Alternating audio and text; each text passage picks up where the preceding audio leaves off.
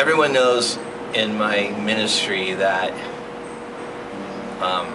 at least early on, I tried really hard not to bag on any famous person, anyone in the public eye, Christian or otherwise. It was a big step for me to go after Mark Wahlberg.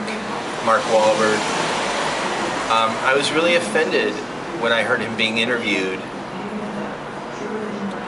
about the fact that he was supposed to be on United Flight 93. And he seemed rather nonchalant and glib about it and insensitive. And I know it could have just been a bad day, but I didn't really feel that way about it. I was just offended, and I wrote the song Marky Mark about it. I also, as an actor, have very little respect for other so-called actors who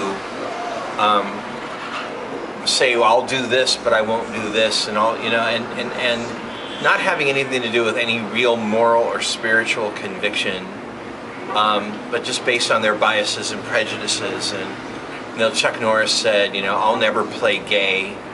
You know, my fans don't want to see me gay, and I don't want to see me gay. And Mark Wahlberg, you know, was offered Brokeback Mountain and said that, you know, he wasn't comfortable with its aspects, and I, you know, I'm sorry, but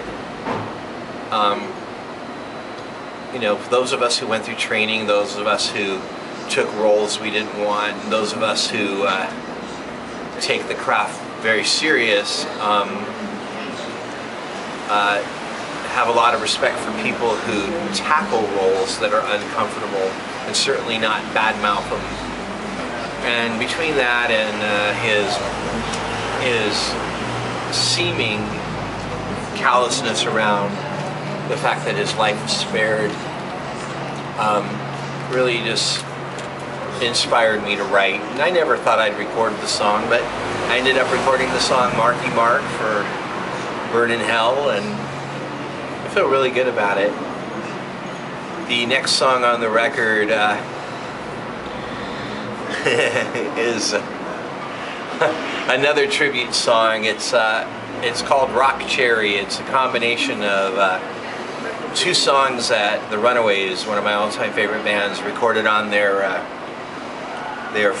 first record, their seminal hit Cherry Bomb, and their version of Lou Reed's Rock and Roll, and I combined them all together, combined them both together to kind of round out the opening part of the record, this time from the perspective of the serial killer, the monster that kidnaps the child that doesn't fit in at home and is out on the streets partying and flirting with older guys just to get drinks and maybe get some spending cash, some nice clothes.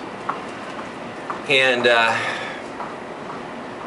I think that song is profoundly creepy, the way I do it. I love it. I love how it turns out, and live it was really great because I could add the one line I didn't add to the record, and at the very end of the song to say all I wanted was to be loved at 15. One more time, just repeating that one point. I closed the record out with probably the weirdest and most confusing song of my career. It's called 10 to 1. And 10 to 1 started as an idea from my friend and ministry partner, Jerry Dietrich. He came to me and said, you should write a song about how no sin's worse than another. And I said, you know what, why don't you write the damn song? And he goes, all right, I will. So he started writing it, and I'm not really sure what happened, but it stopped being in my hands and it ended up in another friend of ours, Larry Jensen's hands. And Larry is a Christian recording artist, and I guess he started working on it, but then his wife, Naomi, saw it, and she was like, well, no, this is how it should be done. And he went and she went and changed it, and then you know, the first version of it that I saw, I didn't really like, but then when I saw the one that she had come up with, I really liked. And I mean, that's very interesting.